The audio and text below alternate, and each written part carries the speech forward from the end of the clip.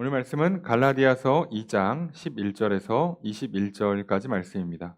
나눠드린 교환 함께 보시면서 오늘 본 말씀 한 절씩 살펴보도록 하겠습니다. 먼저 11절 말씀 함께 읽습니다. 시작. 게바가 안디옥에 이르렀을 때 책망받을 일이 있기로 내가 그를 대면하여 책망하였노라. 이 문장의 주어 서술어가 어떻게 될까요? 내가 책망하였다. 누구를? 그를이죠. 그를. 그가 게바죠. 게바. 게바는 베드로죠.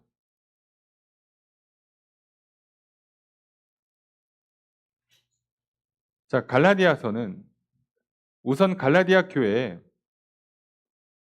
율법주의자라고 보통 부르는 사람들, 이단 또는 거짓 교사라고 부르는 사람들 중에 율법을 강조하는, 다시 말하면 율법을 지켜야 구원을 받는다.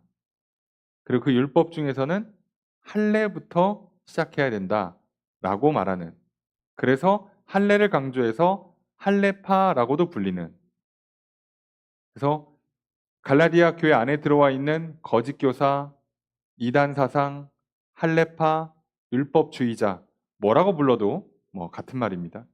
이들이 자신들의 주장, 예수를 믿는 것만으로 구원받을 수가 없고 할례도 받고 율법도 지켜야 구원받는다라는 그 주장을 하기 위해서 바울이 전한 복음을 공격해야 돼요. 그러다 보니까 바울을 공격하기 위해서 바울이라는 사람을 공격해요. 바울의 주장을 공격하는 것도 있지만 바울이라는 사람도 공격합니다. 그래서 바울은 그 사도직을 사도들이랑 교류하면서 친분을 쌓아서 받은 거다. 바울은 그 복음이라는 거를 그런 사도와 같은 여러 사람들이랑 교제하면서 배운 거다. 이렇게 주장을 하면서 그의 권위를, 그의 복음의 진리를 무너뜨리려고 했어요. 그래서 바울이 이걸 반박하기 위해서 아니다. 나는 하나님을 만남으로 하나님으로부터 사도직을 받았다. 다메섹 도상에서 내가 예수를 만남으로 예수가 그리스도이시라는 걸 믿었다. 그리고 나는 그 예수가 그리스도라는 이 복음, 그 진리를 전파하는 거다. 누구한테 배운 게 아니다. 그리고 내가 이방인의 사도가 된 건 하나님께서 나를 이방인의 사도로 삼으셨고 부르셨기 때문에 내가 이방의 복음을 전했고 그 이후에 예루살렘 교회에 있는 여러 사도들에게 당신이 이방인의 사도라고 인정을 받게 된 거다. 나중에. 그러니까 나는 하나님으로서 직접 이 복음의 가르침 그리고 이 사도의 직분을 다 하나님으로부터 받았다라는 이야기를 해요. 그래서 바울이 지금 자기의 사도직, 자기의 복음의 기원을 밝힌 다음에 그러면서 이 율법주의자들이 주장하는 예수를 믿고도 율법을 행해야만 구원받는다는 게 왜 틀렸는지를 설명해야죠. 그런데 바울이요. 정말 똑똑한 사람입니다. 그래서 오늘 우리가 보는 2장 11절에서 14절까지의 게바와의 에피소드가 나와요. 베드로와 에피소드가 하나 나오는데 그게 뭐냐? 베드로가 할레파 사람들 눈치 보느라고 식사하다가 자리를 떠요. 자, 이것 때문에 바울이 베드로를 책망합니다. 그것도 사람들 앞에서 공개적으로 책망합니다. 자, 이 책망을 통해서 두 가지를 한 번에 확보할 수가 있어요. 하나, 나는 게바를 책망할 수 있을 정도로 권위 있는 사도다. 또 하나, 게바가 그렇게 할레파 사람들의 눈치를 보는, 그래서 소위 외식, 거칠애에 빠지는 그런 율법주의적인 행동을 한 것이 잘못된 거다. 이거를 한 번에 주장하는 거예요. 그래서 이것이 이제 자기의 사도직과 복음의 기원에 대한 설명과 이제 앞으로 예수가 그리스도시다. 믿음으로 구원받는 것이다. 의롭다함을 얻는다. 이거를 주장하는 그 중간에 딱 맞는 한 사건의 예가 되는 겁니다. 참 그렇게 보면 어찌 보면 참 머리가 좋은 사람이죠. 빈틈이 없어요. 성경을 읽다 보면 야, 정말 하나님께서 바울이라는 사람을 어떻게 준비시켜서 어떻게 쓰셨는가를 보면 정말 하나님 정말 대단하시고 바울은 바울대로 정말 잘 하나님의 인도하심을 따라서 진짜 훌륭한 사도가 됐구나. 저가 이렇게 초반에 정말 정확하고 정말 간단하고 명확하게 정리를 해줬기 때문에 기독교가 이 진리에 흐트러짐 없이 2000년 넘는 시간을 올 수 있도록 참 귀한 초석을 쌓아줬구나 하는 걸 깨닫게 돼요. 여기서 단어 좀 애매모호한 단어 쓰고요. 문장이 여러 가지 해석이 가능한 문장을 쓰고요. 그리고 말이 이랬다 저랬다 그런 식으로 설명을 해놨으면요. 지금쯤 난리가 아주 났을 겁니다. 그래서 중요한 것일수록 간단 명료함이 필요해요. 그렇게 했는데도 사실 좀 어려워요. 제가 봤을 때는 바울이 설명한 것보다 더 간단하고 명료하게는 설명할 수는 없어요. 근데 우리는 그것도 어려워합니다. 그만큼 우리 안에 이미 들어와 있는 어떤 그 잘못된 생각들, 사상들이요. 깊이 들어가 있어요. 그래서 이게 계속 충돌을 일으켜요. 그래서 한번 복음의 내용, 복음의 진리, 그리고 여러분이 개인적으로 직접 예수를 그리스도로 만나는 경험들이 몇 번 이제 쌓이게 되면 정말 이보다도 간단하고 쉬울 수가 없어요. 근데 그 전까지는 왜 그렇게 이해가 안 되는지, 왜 그렇게 어려운지 참 답답하고 바울은 천재라서 그런가 봐. 나는 못 알아듣겠어. 이런 분들이 참 많죠. 그럴 정도로 어렵게 들려요. 근데 여러분들 어렵지가 않다고요. 생각보다 굉장히 간단 명료하게 써놓은 글이에요. 그러니까 여러분들이 성경을 읽으시면서 이해가 잘 안 되시면 자, 번역상 문제가 크다는 걸 이해하시고 여러 번역으로 읽으시기를 추천드립니다. 근데 여러 번역으로 읽었는데 또 이해가 안 되면 여러분 머리가 나쁘신 게 아니고요. 여러분 안에 이미 잘못된 생각이 뿌리 깊게 박힌 거예요. 그래서 이것과 싸우셔야 되는 겁니다. 그래서 우리는 계속 성경을 읽고 배우는 과정을 통해서 내 안에 잘못 박혀 있는 가르침들, 몸에 배어 있는 이상한 습관들과 싸워 승리하셔야 됩니다. 안 그러면 오늘 베드로가 실수한 것처럼 우리도 아차 하는 순간 또 실수해요. 자, 그럼 어떤 일이 있었는가를 좀 봅시다. 12절 첫 번째 문장 읽습니다. 시작.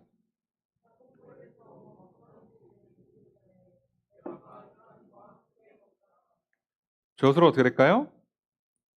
개바가 자, 동사는 함께 먹다입니다. 함께 먹어요. 함께 먹는, 같이 식사를 하는 일을 했어요. 자, 언제 했냐? 누구랑? 이방인들과. 자, 근데 어디예요? 여기 안디옥이었습니다. 오늘 앞에 보면 안디옥이라고 써 있죠. 이방인들과 안디옥은 어차피 이스라엘 지역을 넘어갑니다. 이방 지역이죠. 이방인들과 교류를 하고 있었는데 이방 그리스도인들이죠.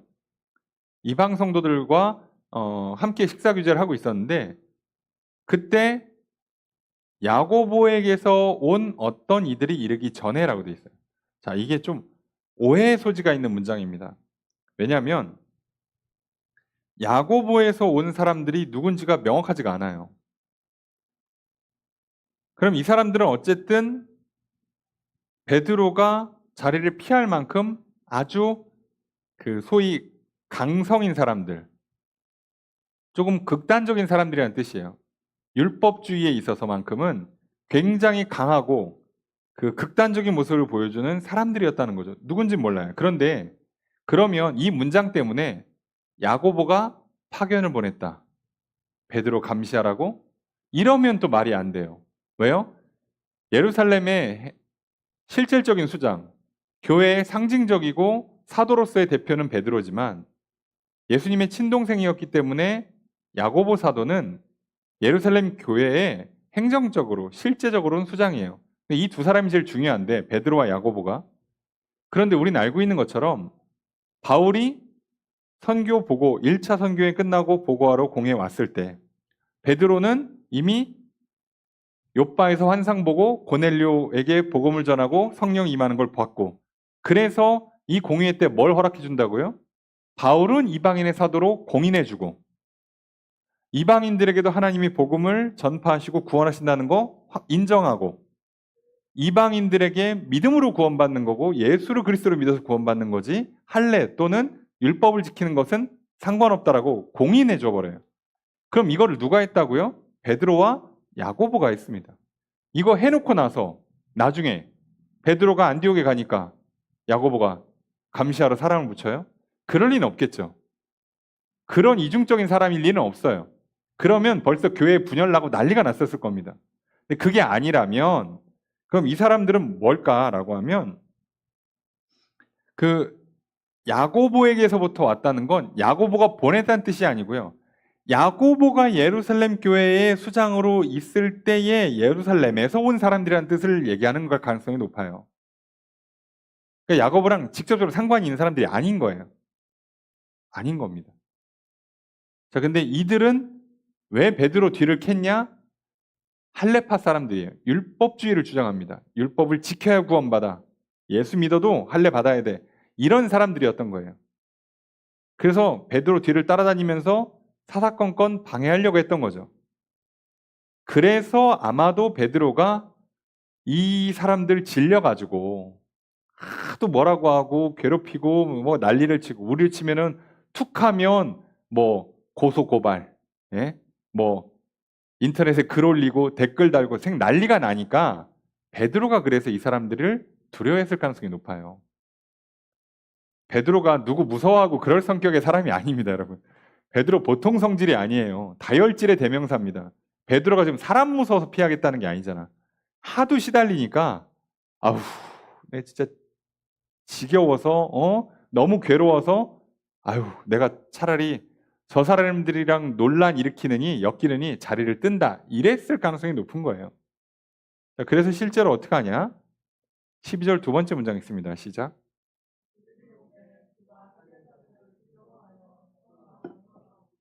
조수로 어떻게 할까요?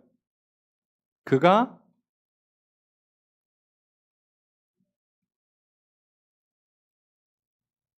두 단어입니다. 두려워했다. 예. 물러갔다. 떠나 물러갔다라고 왜 번역을 하냐면 이게 한 단어인데요. 직역을 하면 그가 물러서서 자신을 분리시켰다. 떼어두었다라고 번역이 돼요. 그래서 정확하게 하면 동사가 3개가 나옵니다. 그가 물러나서 자기를 분리시켰다. 할례자들을 두려워했다. 이렇게 돼 있어요. 그러니까 어떻게 했는지 아시죠? 1번은 이게 떠나 물러가라고 하니까 좀 이상한데 물러나서 분리시켜놓고 두려우니까 두려워서 물러가서 자기를 분리시켰어요. 왜요? 그들이 오니까. 야, 밥 먹는 거 갖고 또 뭐라고 하겠지? 아유, 됐다. 내가 지겨워서 더러워서 아유, 귀찮아서 내가 저들 상대 안 하지. 그리고 자리를 피했어요. 자, 이게 의도는 굉장히 나쁜 의도로 갖고 있진 않았어요. 그죠? 우리도 하도 시비 거니까 아유, 이게 뭐 소위 똥이 무서워서 피하냐, 더러워서 피하지. 그러고 자리를 피했는데 이 피하는 것 때문에 이상한 현상이 하나 일어나요. 자, 그래서 13절 첫 번째 문장 있습니다. 시작. 저것을 어떻게 할까요? 남은 유대인들도 외식했다. 기만을 했다. 그러니까 기만적인 행동을 했다. 거칠애를 했다예요. 그러니까 베드로가 그렇게 하니까 유대 그리스도인들도 뭐 이거 지금은 또 뭐 같이 있으면 안 돼? 베드로 왜 갑자기 자리를 일어나서 저쪽으로 가지? 그래서 다 일어나서 저쪽으로 가는 거예요. 베드로가 가니까. 이 문제가 생긴 거예요. 베드로는 논란이 일으키는 게 싫고 자기가 대표니까 자기한테만 공격할 거 아니에요, 맨날. 그렇잖아요. 똑같은 사건이어도 연예인들이나 경제계의 뭐 유명인들이나 정치인들을 타겟으로 우리도 공격하잖아. 같은 말을 해도 일반 사람들 갖고 시비 안 걸잖아요. 괜히 연예인이 뭐 정치 얘기하고 뭐 경제인이 정치 얘기하고 정치인들이 무슨 논란적인 발언하면 물고 뜯고 난리가 나는 거잖아. 근데 또 원래 그 자리가 또 그런 자리이기도 해요. 그런데 그 사람들은 그것 때문에 늘 피곤하죠. 신경 쓰이고 스트레스 받고. 베드로도 그랬을 걸로 추정이 돼요. 그러니까 피하고 싶었겠지. 아휴, 내가 여기까지 와서 또 뭐 논란 일으키나 하고 피했는데 문제는 피하니까 따라하는 거예요, 사람들이. 근데 하필이면 누구까지 따라했냐? 12절 세 번째 문장, 13절에 두 번째 문장 있습니다. 시작. 주어서 어떻게 할까요? 바나바도 유혹되었다.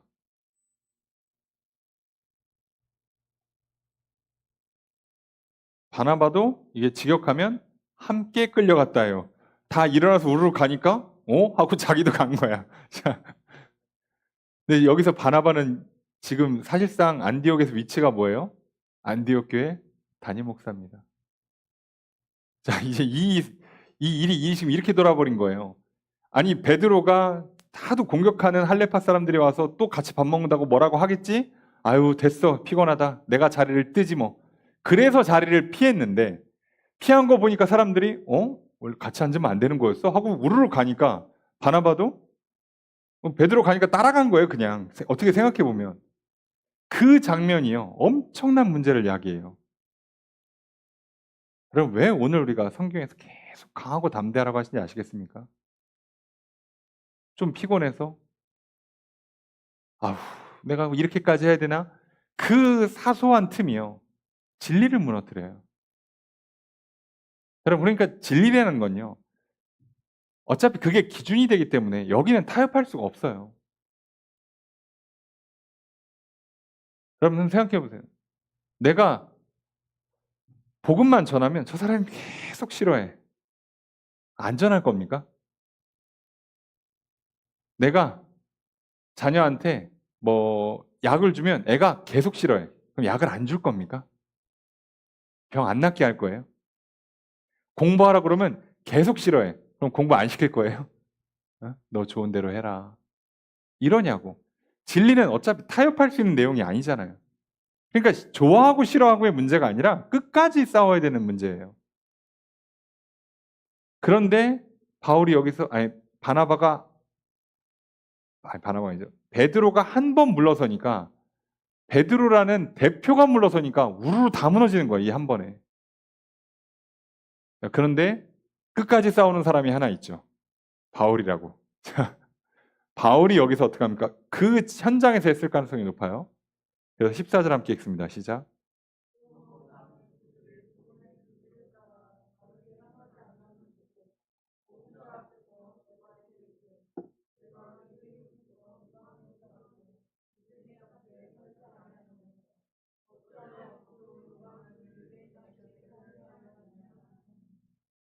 자, 문장의 주어서로가 어떻게 될까요? 나는이죠. 나는 뭐 했다? 자, 이게 보고는 전체 문장에 서술어를 안 붙이고요. 정확히는 보았을 때라고 보시는 게 맞아요. 내가 이걸 보았을 때 나는 말했다예요. 말했다. 누구한테? 게바에게. 게바한테 말했다. 이걸 보고, 이 장면을 보고, 이 장면이 무슨 장면이에요? 지금 베드로, 유대 그리스도인들, 그리고 바나바까지 전부 다 복음의 진리를 따르질 않고 있어요. 복음의 진리를 따르지 않아요. 하나님은 이방인 유대인 구분하지 않았어요. 하나님은 부정하다, 정하다를 구분하지 않았다고, 사람의 출신에 따라서. 그랬는데 갑자기 베드로가 피곤하네, 뭐 논란이 있네, 또 그것 때문에 요즘 뭐 스트레스 받아 잠을 못 주무셨는지, 뭐 때문인지 몰라도 한 번 타협하고 물러서니까 다 물러나는 문제가 생겨요. 그때 바울은요, 물러서면 안 되는 겁니다. 여기서 만약에 바울이 물러섰으면 진짜 큰일 났어요. 바울은 끝까지 싸우죠. 그래서 뭐라고 얘기하냐? 베드로한테, 베드로 너는 유대인이잖아? 유대인인데 이방인을 따라. 이방인처럼 살고 있어요. 지금 구약의 율법을 안 지키고 있잖아요. 이방인처럼 옛날 구약의 그 율법들을 안 지키고 살아요. 음식법, 제사법 하나도 안 지키고 살아요. 그래서 유대인답지 않게 살고 있어. 유대인인 베드로는 유대인답지 않게 살고 있어요. 그래 놓고서는 지금 내가 갑자기 자리를 분리해서 식사할 때 교제를 안 해. 이방인과 유대인을 분리를 시켜. 이렇게 해버리면 억지로 이방인은 유대인답게 살아. 이방인들은 유대인처럼 음식법, 제사법을 지키게 만들고 정작 본인은 유대인인데 이방인처럼 살고 있고 너 지금 뭐 하는 거냐? 소위 이율배반이라는 거죠. 너 이중잣대란 얘기예요. 너 지금 외식, 거칠해하고 있다고 대놓고 책망했어요. 그렇게 하면 이유가 어찌됐든 간에 이거 하면 안 되는 거다. 피곤할 수 있지. 눈치 보일 수 있지. 귀찮을 수 있지. 짜증날 수 있지. 근데 그렇다고 해서 하면 안 되는 거야, 이거는. 이 선은 넘으면 안 되라고 사람들 앞에 공개적으로 책망을 했어요. 자, 이 사건 하나가 아까 말씀드렸죠. 베드로와 바울이 동등한 지위를 갖고 있는 사도라는 것을 확증시켜주는 사건이고 이것을 통해서 또 이런 행위로는 의롭다함을 얻을 수 없는 율법으로 의롭다함을 얻는 게 아니라는 걸 역으로 증명한 거예요. 베드로를 이렇게 혼내켰는데 베드로가 수긍한 거잖아요. 생각해보면. 그럼 맞다고 인정한 거잖아요. 베드로가. 내가 잘못했다고 인정을 한단 말이에요. 그게 무슨 얘기죠?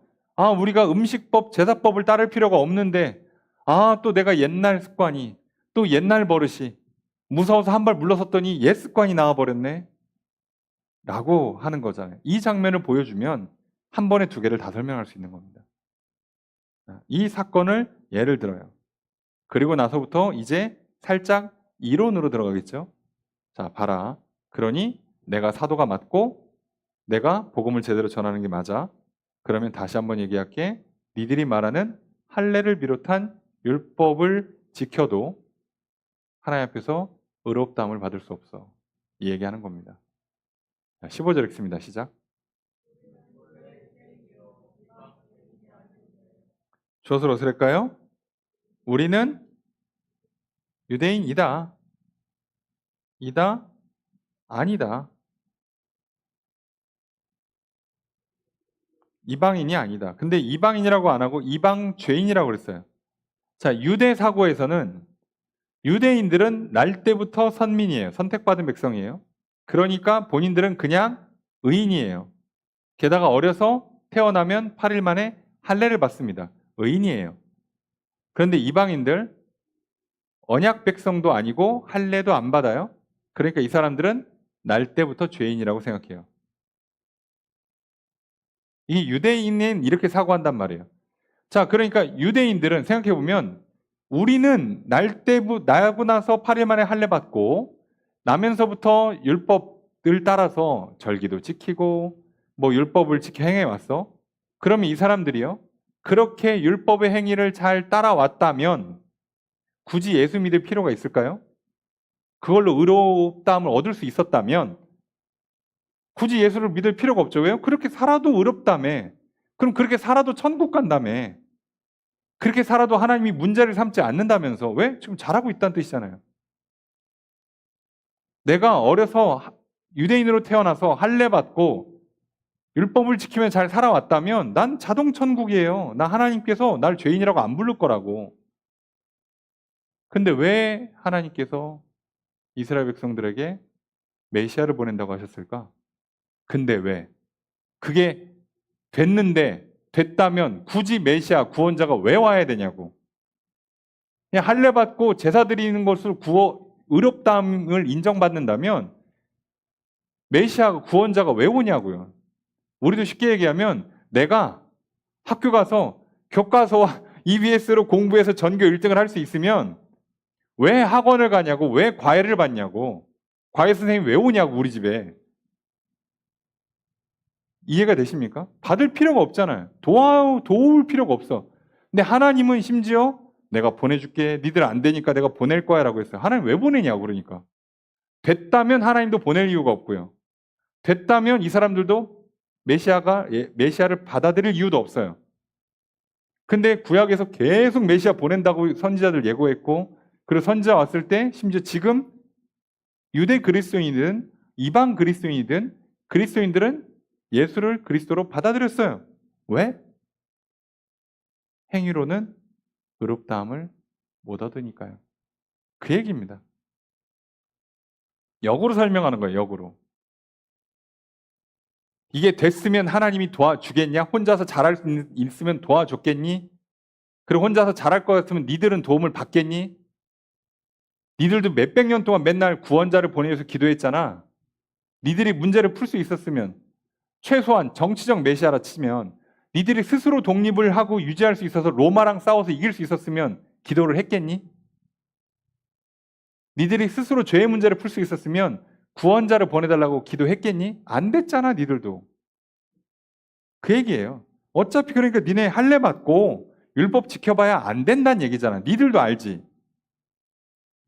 그 얘기를 하고 있는 겁니다. 이보다 더 쉽게는 설명 못해요.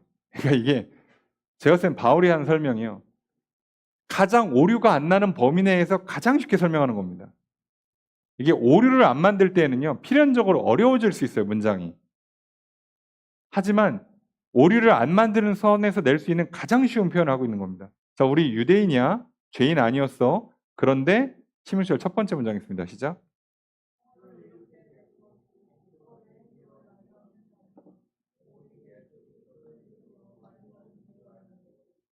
주어서 어떻게 할까요?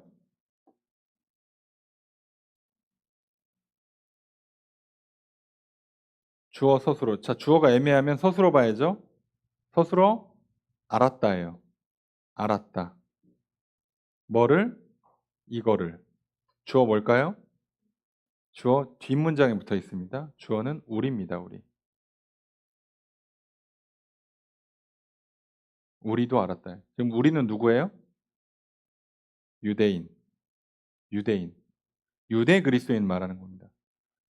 바울, 베드로, 야고보를 비롯한 유대 그리스도인. 여기에는 누구까지 포함되어 있어요?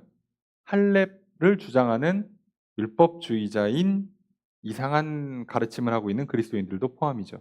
전부 다. 다 뭐예요? 우리 유대인 맞지? 근데 우리도 뭘 알고 있어요?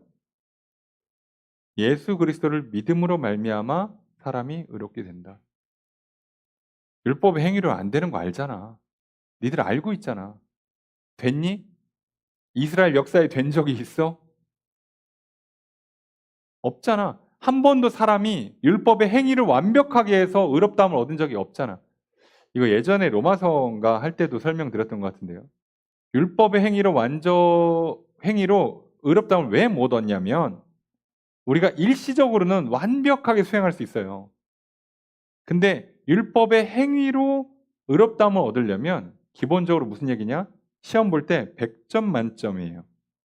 100점 만점에 100점을 맞아야 되는데 매일 100점을 맞아야 돼요. 죽을 때까지. 이겁니다. 태어나 죽을 때까지 매일 100점을 맞아야 되는데 안타깝게도 내가 정신 차리고 날 때쯤 되면 4, 5살이 되면 벌써 몇 번 100점이 아닌 때가 있었을 거예요.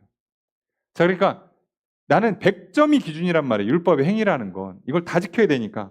100점 만점에 100점을 맞아야 되는데 내가 7살 때부터 죽을 때까지 계속 100점 맞을 수 있어요. 진짜 독하게 하면 할 수 있는데 문제는 뭐라고요? 내가 4살 때 90점 맞은 걸 커버를 못 한다고요. 이걸 못 한다고. 100점이 만점이니까 남는 점수를 보내줄 수가 없어요. 하나라도 실수하면 안 돼요. 그럼 우리는 바로 뭐 해야 돼요? 바로 짐승 잡아다가 죄 전가시키고 뒤집어 씌우고 태워서 피 뿌려서 용서받아야 된다고. 못한다고 그러니까. 안 되는 일이었어요. 그래서 구약의 율법의 제사도요. 희생제사를 부르잖아. 내가 죽어야 되는 걸 대신 죽는 거야. 그리고 나는 용서를 받는 거야. 하나님 앞에. 그걸 계속하는 겁니다. 아, 나는 연약하구나. 그러니까 에라 모르겠다 그냥 대충 살래가 아니라 아, 정말 하나님이 도와주셔야 되는구나.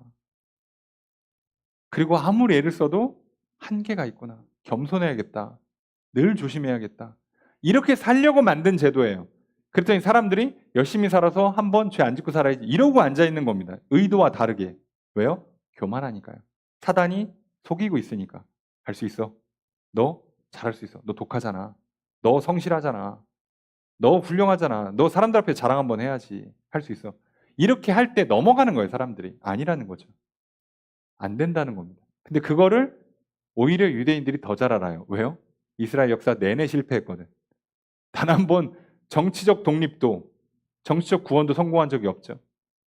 죄로부터 구원을 성공한 적이 없죠. 근데 율법의 행위로 이스라엘 역사에 이게 된 적이 있습니까? 없죠. 알고 있어요. 그래서 어떻게 했다는 겁니다. 16절 두 번째 문장 있습니다. 시작.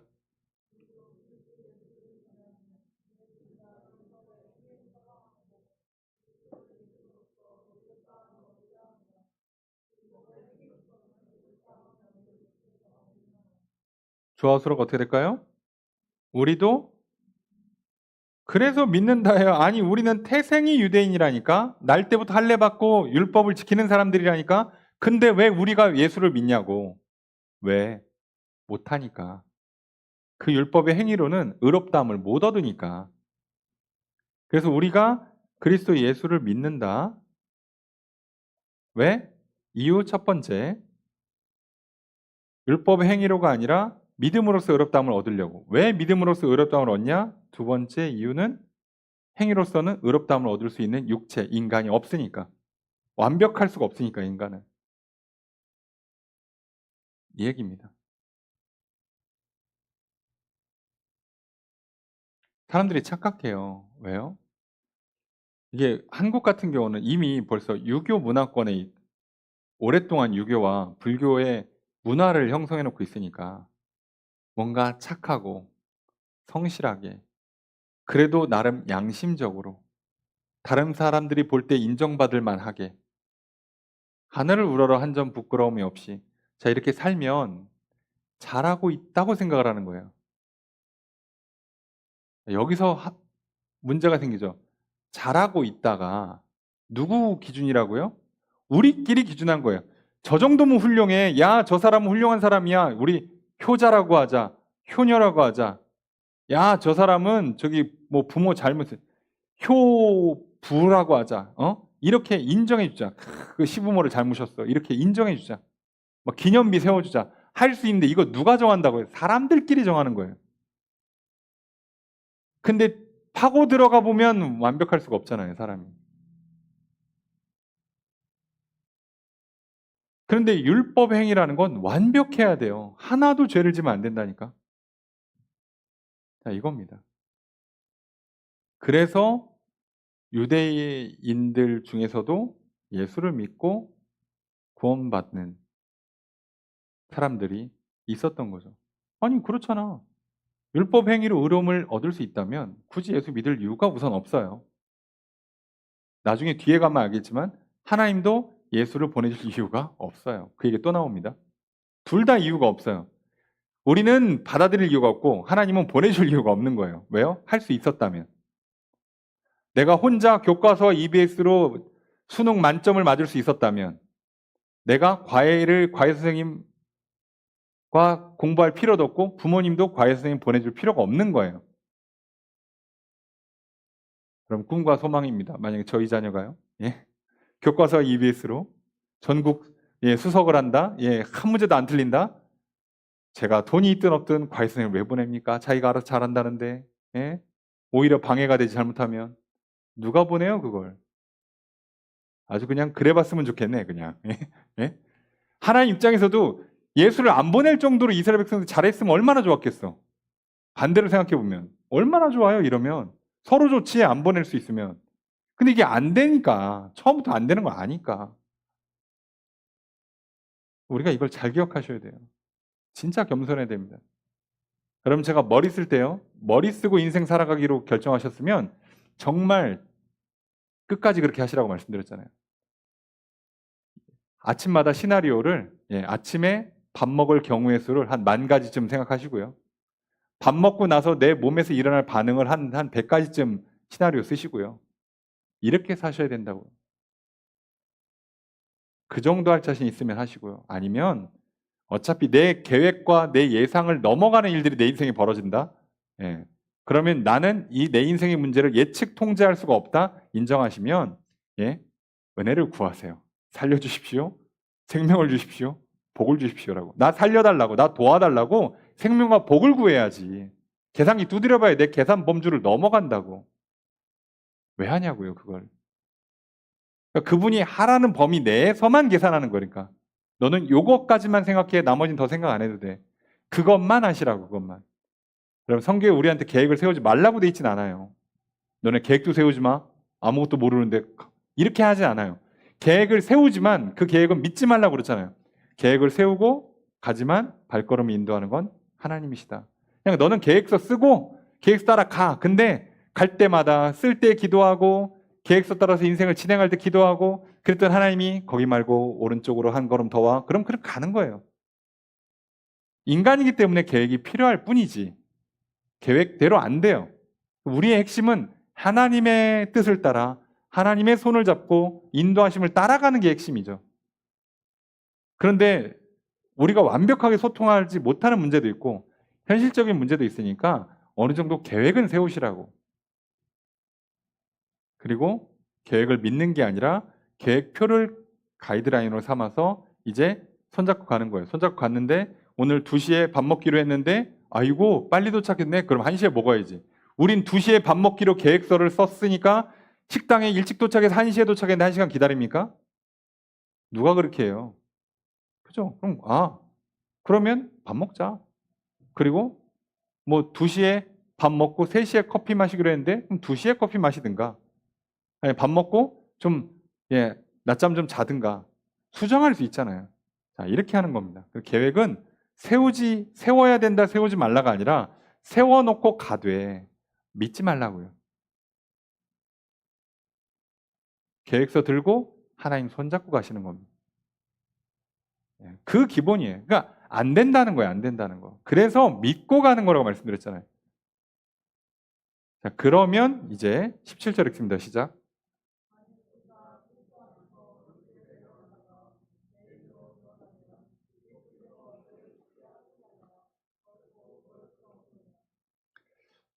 자, 이게 조금 어려운 문장이 하나 나왔는데요. 한번 봅시다. 질문을 하죠. 그리고 절대 아니다라고 대답이 끝났어요. 만약 우리가 그리스도 안에서 의롭게 되려고 했는데 죄인으로 드러났어.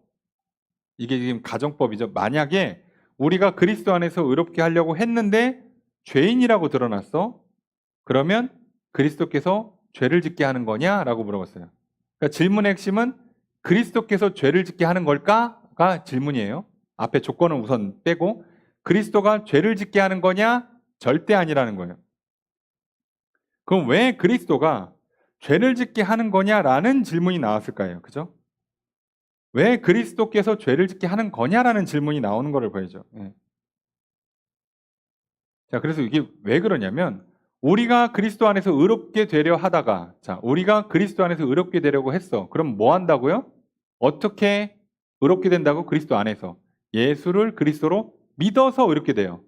믿어서 의롭게 되니까 뭘 안 해요? 율법의 행위로 구원받으려고 안 하겠죠. 의롭게 함을. 그러니까 어떤 의미에서는 율법을 안 지켰겠죠. 구약의 율법을. 그죠? 구약의 율법을 안 지키면 옛날 관점에서 뭐가 돼요? 죄인이죠. 잠깐만, 난 예수 믿고 구원받으려고 그랬는데 옛날 법을 들이대면 죄인이 되는 거예요. 그게. 자, 그러면 예수님은 지금 나로 하여금 옛날 법 기준으로 죄를 짓게 만드는 거냐는 거죠. 이렇게 질문할 수가 있는 거잖아요. 그러니까 유대인들이 율법을 포기를 안 하잖아요. 그럼 예수님은 이상한 사람이 되는 거예요. 율법을 포기를 안 하면 예수님 와서 율법 기준으로 죄를 짓는 사람을 만들고 있는 거예요. 우리한테 와서. 이상한 일을 하는 거잖아요. 그죠? 그러니까 애시당초 율법을 버려야 되는 거예요. 구약의 율법은 이제 버리는 겁니다. 음식법, 제사법, 생활법 이런 건 버리는 거예요. 십계명을 비롯한 도덕 법률만 남긴다고 그랬잖아요. 그건 하나님의 뜻이니까. 근데 제사법, 음식법들은 관습법은 날리는 거예요. 이제 할례 마음에다 새긴다고 그랬죠. 그러니까 몸에다 할례 새기는 건 안 해도 돼요, 이제. 그건 날리는 거예요. 그러니까. 예수 믿고 구원받아. 그러니까 믿었으니까 됐으니까 나 이제 할례 안 받았어. 할례 안 받았어. 예수 믿고 할례 안 받았어. 그러니까 만약에 할례를 받아야 된다고 주장을 하면 지금 예수님은 뭘 시킨 거예요? 할례를 안 받게 만들어서 죄 짓게 만들고 있는 거라고요. 그럼 이상하잖아. 지금 이 할레파 그리스도인이라고 말하는 율법주의자들도 사실은 뭐 하고 있는 사람들이에요? 말로는 예수를 믿는다고 하는 사람들이에요. 근데 예수를 믿는다고 하면서 뭐를 주장해요? 할례 받으래. 근데 이렇게 하면 모순이 생겨. 왜요? 그러면 예수님은 와서 할례 안 받아도 된다고 얘기를 했는데, 그럼 니들 말대로 하면 예수님은 죄짓게 만들고 있는 거예요. 할례 받지 말라고 해서. 야, 니네는 그럼 예수님을 죄짓게 만드는 사람으로 만들고 있네? 지금 니네 무슨 짓 하는지 몰라? 니네 주장이 얼마나 모순적인지 모르겠어? 라고 공격하는 거예요, 바울이. 그러니까 이게 사람이요. 자기가 꽂혀가지고, 뭐에 취해가지고, 생각에 꽂혀서, 시야가 좁아져서, 그것만 보고 그것만 주장하잖아요? 그러면 의외로 함정에 빠지는 거예요. 지금 내가 자기 모순에 들어왔다는 걸, 자가당착에 빠졌다는 걸 내가 몰라요. 이러기가 쉽습니다, 사람이요. 그래서 사람은 겸손해야 돼요. 생각 너무 깊이 하지 마세요. 계획을 너무 세우지 마세요. 이거 맞는 것 같아? 너무 밀어붙이지 마세요. 지금의 감정? 나는 지금 그럴 기분이 아니야? 그 얘기가 얼마나 무서운 얘기인지 여러분들 예수 믿고 나시면 절대로 그거 하지 마세요. 난 지금 대화할 기분이 아니야. 지금 나 기도할 마음이 아니야. 짜증나니까 말 걸지 마. 이거 조심하셔야 돼요. 이게 얼마나 위험한지 아시겠습니까? 지금 내가 반대로 한다고. 근데 그 반대가 어느 정도 반대냐면 그냥 믿음이 적네. 내가 지금 혈기 부리네, 성질 부리네가 아니라요. 예수를 구원자로 만드는 게 아니라 예수를 죄인으로 만들고 있어요. 죄인이 아니죠. 죄를 짓게 만드는 사람으로 만들고 있어요. 그럼 하나님 앞에서 이게 얼마나 큰 모독인지 아시겠습니까? 나는 구원받으라고 예수를 보내놨더니 저 사람들은 예수를 향해서 뭐라고 외치고 있어? 죄짓게 만드는 사람입니다. 라고 소리치는 것밖에 안 돼요. 그래서 이거 왜 우리가 불평불만 원망하면 안 되는지 아십니까? 하나님은 눈앞에는 고난이에요. 눈앞에는 시련이고 고통으로 보이는데 하나님은 그걸 통해서 내게 연단하시고 복을 주시고 성장시키려고 하고 있는데 그 고통을 받는 순간 하나님 나 죽이려고 하는 겁니까? 죽일 거면 그냥 엊그제 죽이지 왜 오늘 살게 만들어 갖고 이런 어려움을 겪게 하시냐고 막 소리 지르면요. 하나님을 뭘로 만드는 거예요? 하나님을 인간을 괴롭히는 신으로 만드는 거예요. 이스라엘 백성들이 출애굽하고선 어떻게 했어요? 광야에서? 이들이 홍해 앞에서 이들이 광야에서 군대를 광야에서 정탐하고 와서 뭐라고 얘기해요? 우리가 죽을 데가 없어서 장사 지낼 데가 없어 갖고 여기 끌고 왔냐고. 여러분 하나님께서 지금 아브라함 때부터 약속한 거잖아. 400년 넘게 지금 약속을 지속하고 있는 거잖아요. 근데 지금 내가 눈앞에 불안하다고, 무섭다고, 힘들다고, 목마르다고, 배고프다고, 하나님 죽을 데가 없어갖고 여기 묘지 삼으려고 우리를 여기까지 끌고 왔습니까? 이렇게 하면 하나님 뭐가 되는 거예요? 하나님은 사람 뒤통수 쳐가지고 속여가지고 어디 광야에다가 그냥 죽어서 매장시키려는 그런 이상한 하나님 만들잖아요. 지금 아브라함과 언약을 지키세요. 니들을 번성하게 만들고 약속의 땅을 주려고 하시는 분한테 지금 하면 안 되는 말이잖아요. 그래서 우리가 순간에 눈앞에 보이는 장면 때문에 내 계획이 좀 틀어졌다고 해서 내 기분이 좀 안 좋다고 해서 불평불만 원망하시면 안 돼요. 절대 하지 마십시오. 엄청 위험한 겁니다. 사람이 좀 그렇게 좀 화가 나면 기분이 좀 안 좋으면 말 좀 그렇게 할 수도 있지. 그게 그렇게 간단한 말이 아닙니다. 여러분 자녀가 속세이고 마음에 안 들면 나가 죽어라고 합니까? 할 말이 따로 있지? 그렇잖아요. 아니 부부가 연인이 지내다가 의견 충돌 나면 우리 헤어져 그럽니까? 아니 화만 나면 그렇게 얘기할 거예요? 이게 할 말이라는 게 있잖아요. 말이라는 것도 선이 있어요. 기준이 있습니다. 이거 넘어가시면 안 돼요. 그때부터는 죄가 됩니다. 보통 우리가 말하는 감정적인 표현이 아니고요. 이때부터는 죄를 짓는 거라고. 왜 그렇게 자신한테 관대하십니까? 여러분, 하나님은 말도 함부로 하면 잘못하면 다 죄라고 그러십니다. 죄 아닌 게 아니에요. 에이, 말이 그렇다는 거지. 죄입니다. 죄는 무조건 벌이 따릅니다. 속지 마세요. 예. 하나님이 죄를 용서해 주신다는 건 지옥으로 안 보낸다는 거지. 이 땅에서 아무 일도 없게 해준다는 뜻은 절대 아니에요. 속지 마십시오. 그러니 말 함부로 하지 마시고 행동은 말하고 당연히 함부로 하시면 안 되고. 자, 그래서 이런 류의 문제들이 생긴다는 거 기억하시고 조심하셔야 돼요. 할례 하나 주장했다가 뭘 만들었어? 예수를 죄짓게 만드는 분으로 만들어버린 거예요, 지금 이 사람들은. 근데 자기들은 지금 뭐 하는지를 몰라요, 지금. 사람이 이렇게 교만하고 고집부리면 어리석어진다는 걸 본인이 인지를 못한다고. 지금 내가 시간을 어떻게 쓰는지, 돈을 어떻게 쓰는지, 인생을 어떻게 사는지 나만 몰라요, 나만. 이거 조심하셔야 됩니다. 그래서 뭐라고요? 결코 그럴 수 없다. 아니죠. 18절 읽습니다. 시작.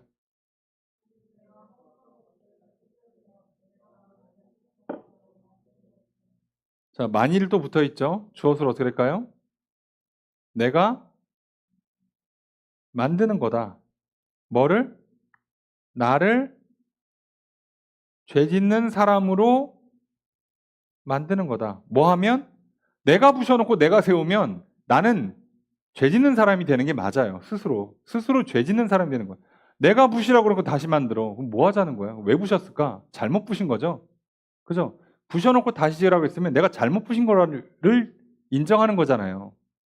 그러면 처음부터 만약에 바울이 예수를 그리스도로 믿는 믿음으로 말미암아 구원받는 거야라고 얘기해놓고 나중에 근데 할례도 받아야 돼. 자, 이러면 지금 바울이 뭐한 꼴이라고요? 앞에 얘기한 걸 갈아엎는 거예요. 앞에 게 틀렸다는 얘기를 하는 겁니다. 예수 믿고 구원받는 게 틀렸다는 얘기를 하는 것밖에 안 돼요. 그러니까 바울은 이 정도로 멍청하지 않아요. 근데 할례파를 주장하는 사람들, 우리는 할례 받고 유대인들은 어려서부터 할례 받고 그래서 우리는 선민인데 할례 받으니까 뭔가 몸에 새겨놓으니까 더 마음의 안정감이 있고 그 아브라함의 후손이 됐으니까 확실히 구원받는 것 같고 좋잖아. 이게요 그냥 기분의 문제가 아니라고, 문화적으로 접근하는 게 아니라고. 이걸 주장하는 순간 앞에 거를 갈아엎어야 돼요. 다시 예수가 그리스도라는 걸 뒤집어 엎어야 된다니까요.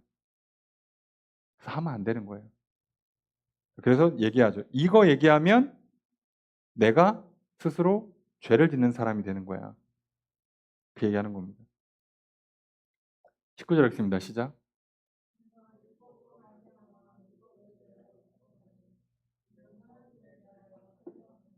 주어로 어떻게 할까요?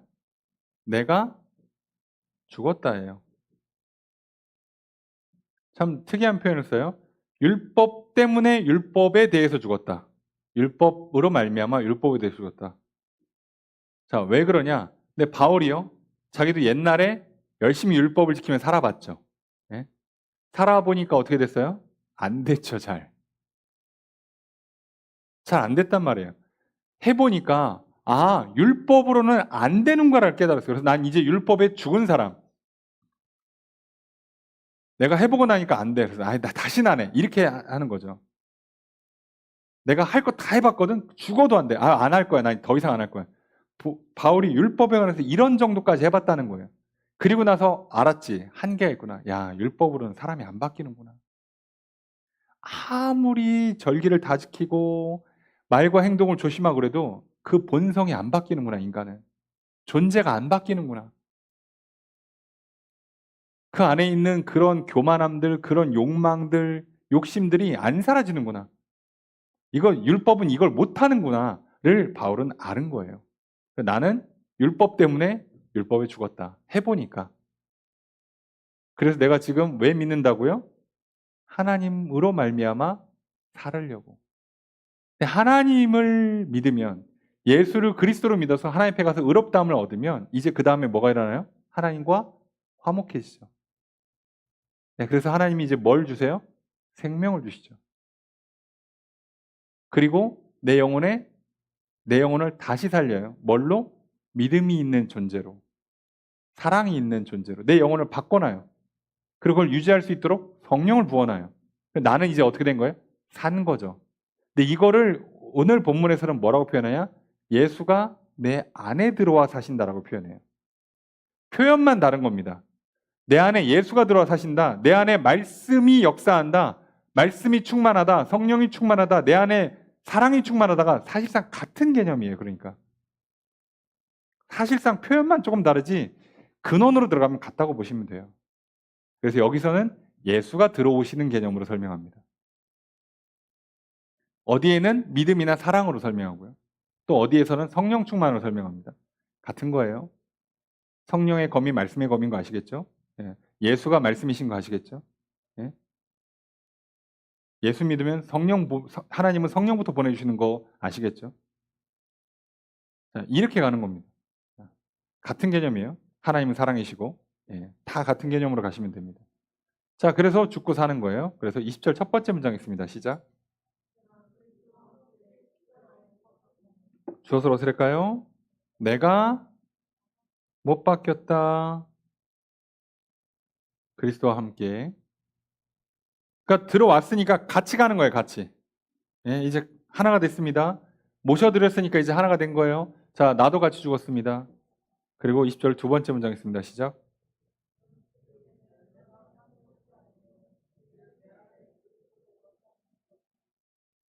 자, 주어서 어떻게 될까요?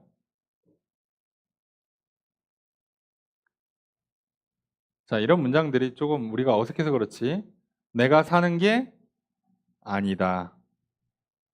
내 안에 그리스도께서 사시는 것 이다예요. 이다. 자, 그러니까 이제는 내 안에 내가 사는 게 아니라 그리스도가 사는 거야. 나는 죽었어. 십자가에서 예수님도 죽고 나도 죽었어. 이해되십니까? 그리고 예수님도 부활하시고 나도 부활했어. 그래서 이제 내 안에 예수님도 사셔. 근데 나는 몸을 갖고 있네. 자, 이게 문제인 거죠. 그 얘기를 다룹니다. 20절 세 번째 문장 있습니다. 시작.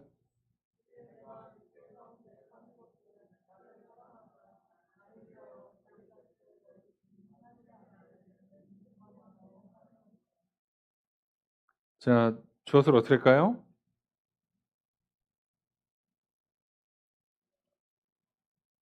그죠? 이만큼이 다 주어입니다. 이게 다 주어예요. 내가 육체 가운데 산다. 이제부터는 내가 육체 가운데 살아.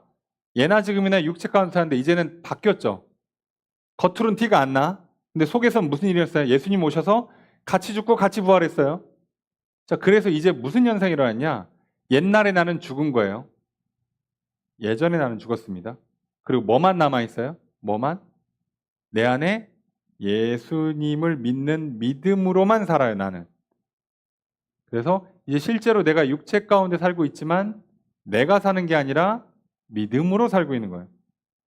그래서 사는 것은 믿음 안에서 사는 것이다. 믿음 안에서. 이제는 믿음 안에서 산다고요. 믿음 안에서.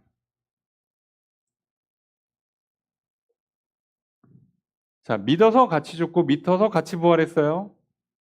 그리고 이제 나는 그러니까 믿음으로 살아요. 그리고 내 육체에 대한 실제 주인은, 실제 통제권은 누가 갖고 있는 거예요? 예수님이 갖고 있는 겁니다. 내 거 아니에요. 자, 이렇게 생각하는 겁니다. 그래서 이제부터는 예전에는 내가 주인이었어요. 내가 주인이라서 내가 내 마음대로 내 시간을, 내 물질을, 내 몸을 쓰려고 했는데 이제 같이 죽고 같이 살아가면서 뭐가 바뀌었냐? 이제 주인은 예수님. 나는 그 중간의 중재자예요. 예수님과 내 몸 사이의 중재자 역할을 하겠다는 거예요. 자, 이게 차이입니다. 그래서 왜 우리가 자꾸 제사장이 된다고 표현하는지 아시겠죠? 이제부터 나는 인생을 어떻게 살아요? 내가 이 사람 만나는 게 끝이 아니에요. 나는 이제 이 사람과 하나님 사이를 중재하는 사람으로 사는 거예요. 부부 간에, 형제 자매 간에, 예, 성도 간에 둘이 만나고 끝이 아니라 둘 사이에 하나님을 모셔드리는 중재 작업을 하겠다는 거예요. 그래서 하나님과 함께 가는 거예요. 내 영혼과 내 몸 사이에 하나님이 계시는 거예요, 이제는. 정확히는 하나님이 내 몸을 마음껏 쓰시도록 내가 중간 역할을 해주는 거죠. 이렇게 바꾸는 겁니다. 자, 그래서 머리로 계획은 세웠지만 하나님께 보고서 올리고 계획서대로 가는 것 같지만 몸은 계획서대로 걷는 것 같지만 중간중간에 자, 이대로 쭉 갈까요? 조금 빨리 갈까요? 땡길까요? 오른쪽으로 꺾을까요? 라고 계속 물어보고 확인하는 겁니다. 이렇게 사는 걸로 바뀐다는 뜻이에요. 자, 그래서 21절 첫 번째 문장 있습니다. 시작. 주어서 어떨까요? 내가 패하지 않는다. 폐지하지 않는다. 뭐를? 하나님의 은혜를. 이렇게 해야 하나님 은혜가 폐지가 안 되는 거예요. 이거 안 하면 하나님 은혜를 꺾는 거라고 그랬잖아요. 아까 말씀드렸죠? 왜요? 내가 지금 율법의 행위로 의로움을 얻을 수 있다면 하나님은 은혜를 베풀 이유가 없다니까요. 베풀어 줄 이유가 없어요. 나는 받을 이유도 없고 필요도 없고 내가 하면 끝나니까.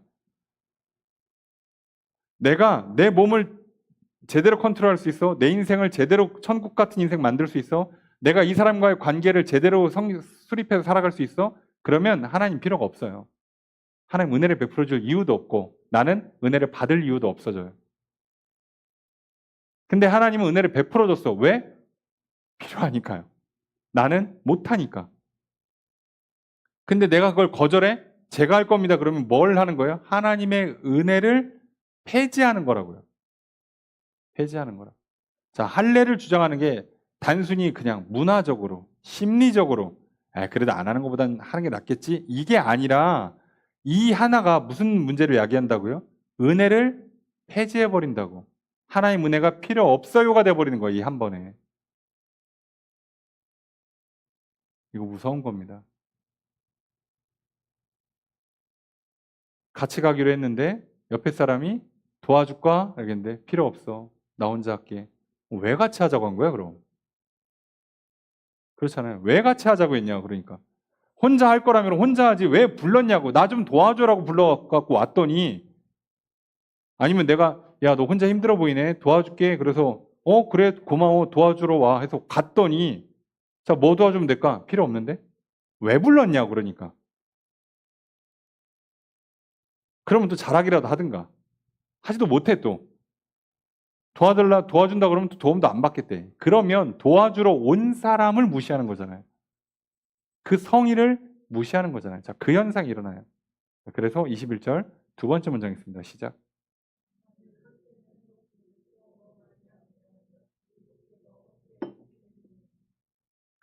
조수로 어떨까요? 그죠? 그리스도죠. 그리스도께서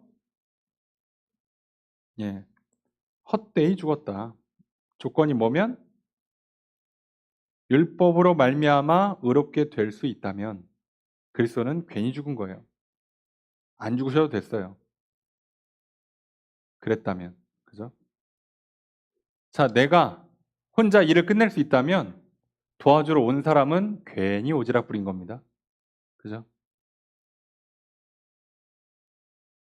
그렇게 되는 거예요.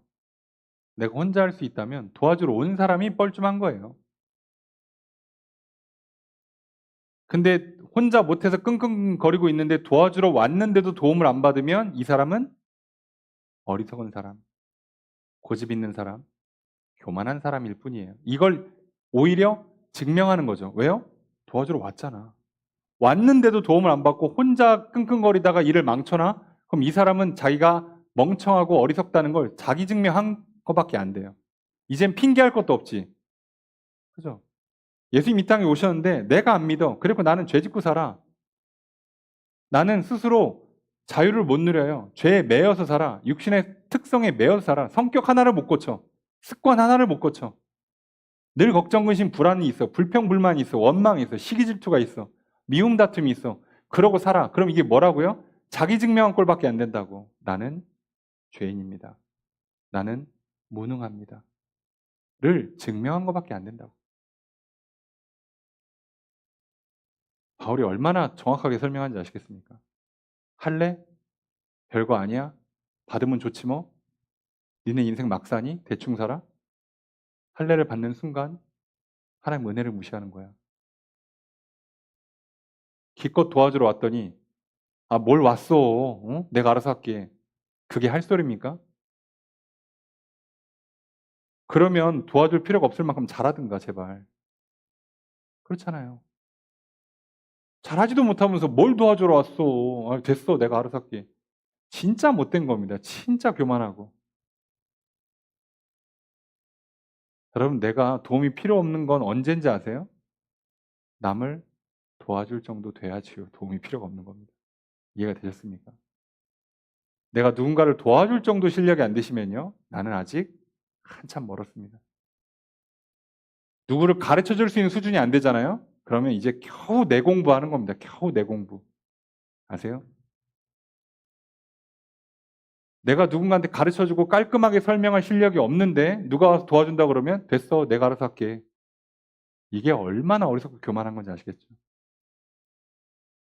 이 율법주의자들이, 이 할례파가요. 간단한 주장을 한 것처럼 보이지만 야, 바울아, 좀 할례 받아도 되지. 아니, 누구는 또 할례 받으면 마음 편안해잖아. 그것도 그런 사람이 있어요. 성격이, 성향이 그런 사람이 있어요. 그러니까 그런 사람은 좀 할례 받으라 그래. 그리고 또 아닌 사람들은 또 할례 안 받아도 되니까 그냥 믿음으로 된다 그래. 뭐 세상 부들부들하게 살아야지. 좋게 좋게 응? 은혜롭게 살자라고 얘기하는 게 어리석은 거예요. 저도 목회자입니다. 수많은 목회자를 만나면요. 이렇게 말씀하시는 분들이 너무 많아요. 좋게 좋게 하지 제발. 미쳤습니까? 좋게 좋게 할 게 따로 있지. 정도라는 게 있지. 왜 뭐 할래 좋은데 받자 그러지. 아유 술 한 잔 좋잖아. 그거 좀 마시고. 아유 명절인데 화투도 치고 판돈 좀 올리면 도박 되는 거고. 기왕 하는 거 판 벌려서 우리 뭐 저기 카지노 좀 갈까? 이럽니까? 이럴 거냐고요. 말이 안 되는 주장을 하고 있다는 걸 본인들이 인지를 못해요. 좋게 좋게 안 됩니다. 명확하게 할 필요가 있어요. 믿음으로 구원받기로 했으면 구원에 관해서는 내 어떤 행위도 영향을 끼치지 못합니다. 영향을 끼쳐서도 안 됩니다. 내가 도움이 필요 없는 상태였으면 하나님은 보내준다고 하지도 않았고 보내주지도 않고 또 나도 보내달라고 구하지도 않아요. 아시겠습니까? 내가 오늘 하루 사는 게 여유롭고 넉넉하고 그리고 일 다 끝내고 내일 다 끝내고 남 도와줄 정도로 여유로우시면 누군가한테 뭘 안 배우셔도 돼요. 도움 안 받으셔도 됩니다. 근데 빠듯이 내일 끝내셨습니까? 겨우 내 거 다 끝낸 겁니다. 도움이 안 필요한 게 아니라 사실은 도움을 받을 수준이에요. 그 정도만 해도. 근데 중간중간에 몰라서 헤매고 실수하고 그럽니까? 도움을 많이 받으셔야죠. 그런데도 안 한다고요? 거절한다고요? 얼마나 어리석고 교만한 겁니까? 할례를 받는 게 좋을 것 같다고요? 할례 받으면 좋지 않냐고? 아니 할례 좀 받자는데 뭘 그게 그렇게 큰 문제냐고? 심각한 문제가 되는 겁니다.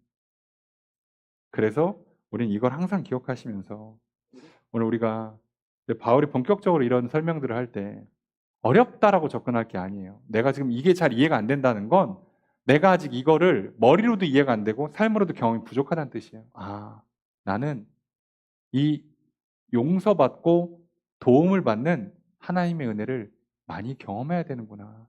나 아직 이걸 모르는구나. 이게 얼마나 좋은 건지. 그리고 반대로 얘기하면 내가 얼마나 연약하고 얼마나 부족한지 또 그렇기 때문에 내가 지금 현재 얼마나 교만하고 얼마나 고집 있는지를 내가 인정하고 돌이켜야 돼요. 그래 놓고서는 성경을 어렵게 썼으니까 못 알아듣는 거지. 원래 내가 이렇게 멍청하지가 않아요. 성경을 이렇게 썼으니까 못 알아듣지. 괜히 성경 쓴 사람 욕하지 마시고 번역이 잘못됐네라고 뭐라고 하지 마시고요. 이거 이해가 안 되시면 여러분 머리 나쁜 게 아니라 그랬죠. 예, 우리는 지금 도움이 필요한 겁니다. 내 안에 이미 뭔가 잘못된 게 들어와서 꽉 박혀 있습니다. 할례파 사람들이 할례를 꽉 잡고 있는 한 지금 예수 믿고 구원받는다고 말하면서 할례도 받아요 라고 하는 게 얼마나 어리석은 얘기인지를 아예 인지를 못해요. 예수 믿고 구원받겠다는 사람들이 교회에 나오는 사람들이 기도를 안 한다고요? 성경을 안 읽는다고요? 이게 얼마나 어리석은 일인지를 본인들이 몰라요. 주일날 예배 드렸으니까 됐지. 야, 근데 뭐, 야, 거기다 11조까지 해야 돼? 전도도 해야 돼? 봉사도 해야 돼? 오, 미치겠네. 야, 그냥 거기까지 해야 되나? 이게 지금 얼마나 어리석은 얘기인지 본인만 모르는 거예요. 그래서 조심하셔야 됩니다. 오늘 우리가 똑같은 실수, 똑같은 함정에 들어갈 수 있다. 그래서 바울이 이렇게 깔끔하게 써준 것이 참 우리에게 은혜구나. 이 바울의 글을 도움으로 삼아, 교훈으로 삼아서 여러분 진리 안에서 자유롭기를 주님 축복합니다. 그리고 이 말씀이 깨달아지기를, 이 말씀이 체험되기를, 경험되기를 주님 축복합니다. 그래서 이 말씀이 잘 이해가 되시고 이 말씀을 이제 남한테 설명해 줄 수 있는 정도까지, 이게 뭐 머리가 좋고 공부를 많이 하는 뜻이 아니라 충분히 체득이 될 정도로 은혜도 많이 받으시고 나의 연약함과 한계도 직면하시고 그리고 하나님 앞에 회개도 많이 하시고 용서도 받으시고 구원도 받으시고 복도 받으시고 성령도 받으시고, 그래서 이 말씀을 누군가에게 설명해 주면서 예수가 그리스도이심을, 우리는 하나님의 은혜를 받아야만 살 수 있는 연약한 존재이고 우리는 용서받아야만 되는 죄인임을 능히 전파할 수 있는 삶을 살아가실 주님 축복합니다. 오늘 이 말씀처럼 오직 예수가 그리스도이심을 믿는 믿음 안에서 구원받으시고 하나님과 화목하시고 성령 충만하시고 생명과 복을 누리며 살아가시는 저 여러분 되시기를 주의 이름으로 축복합니다. 말씀을 정리해 보겠습니다. 바울은 자신의 사도직과 자신이 전한 복음의 기원을 밝히면서 교회에 침투한 율법주의자들의 주장을 반박합니다. 바울은 예수를 만나는 체험을 통해 예수가 그리스도이심을 믿고 전하였습니다. 바울은 자신을 이방인의 사도로 부르시는 하나님의 부르심을 따라 사도로서 사역하였고 이후 예루살렘 교회의 유력한 사도들로부터 사도직을 인정받게 되었습니다. 갈라디아서 2장 11절에서 14절까지 단락을 통해 바울은 과거 사도 베드로의 잘못을 책망했던 사실을 회상합니다. 이 사실을 통해 바울은 베드로까지도 순간적으로 율법주의적인 사고에 빠질 수 있음을 밝히며 동시에 베드로를 책망할 수 있었던 사도로서 자신의 권위를 증명하고 있습니다. 바울이 회상한 사건을 통해 우리도 우리 자신의 신앙을 살펴보아야 합니다. 베드로는 보자기 환상을 통해 환상을 보고 고넬료 집안의 구원이 임한 일련의 경험을 통해 하나님께서 부정한 사람을 특정하지 않으신다는 사실을 알았습니다. 이후에 베드로는 바울의 이방 선교를 인정하고 이방인 신자들에게 율법을 강요하지 않을 것을 공식화했습니다. 이런 베드로가 할레파 사람들을 두려워하여 자리를 피함으로 외식에 빠지고 복음의 진리를 역행하게 되었습니다. 우리도 베드로처럼 믿음이 약해지고 진리를 거슬러 행할 수 있습니다. 그러므로 사람이나 상황을 보고 두려움에 빠지지 맙시다. 오직 복음의 말씀을 붙들고 하나님을 바라봅시다. 믿음 안에서 담대하여 나의 정체성과 사명에 흔들림 없이 살아가시기를 바랍니다. 둘째로 바울은 믿음으로 말미암아 의롭게 됨을 선포합니다. 바울은 본래 유대인임에도 불구하고 예수를 그리스도로 믿고 있습니다. 바울이 예수 그리스도를 믿는 것은 사람이 율법의 행위로 말미암아 의롭게 될 수 없음을 알기 때문입니다. 바울은 자신이 율법의 행위를 따라 살았던 경험으로 인해 사람이 율법으로는 의롭게 될 수 없음을 확실히 알게 되었습니다. 더욱이 사람의 율법의 행위로 의롭게 될 수 있었다면 그리스도께서 십자가에 못 박히실 이유가 전혀 없습니다. 따라서 예수를 그리스도로 믿는다면서 동시에 할례를 비롯한 율법 행위가 필요하다고 주장하는 사람들은 하나님의 은혜를 헛되게 만드는 것입니다. 율법주의자들의 헛된 주장을 통해 우리도 자신의 신앙을 살펴보아야 합니다. 율법의 행위로 하나님 앞에 의롭다함을 얻을 수 없음을 인정합시다. 오직 예수를 그리스도로 믿는 믿음으로만 하나님께 의롭다함을 얻을 수 있습니다. 그러니 예수를 그리스도로 믿읍시다. 더는 나의 행위를 믿고 의지하지 맙시다. 예수를 믿고 나의 구원자이시며 나의 주인으로 내 안에 영접합시다. 내가 내 삶의 주인이 되고자 했던 과거를 버립시다. 나의 계획과 욕심만 따랐던 인생길에서 돌이킵시다. 이제 내 안에 그리스도가 주인으로 계심으로 그리스도의 말씀을 따라 살아갑시다. 그리스도를 믿는 믿음으로 말미암아 의롭다함을 얻고 구원을 받고 성령을 받고 복을 받아 살아갑시다. 이렇게 살아가시는 저 여러분 되시기를 주의 이름으로 축복합니다.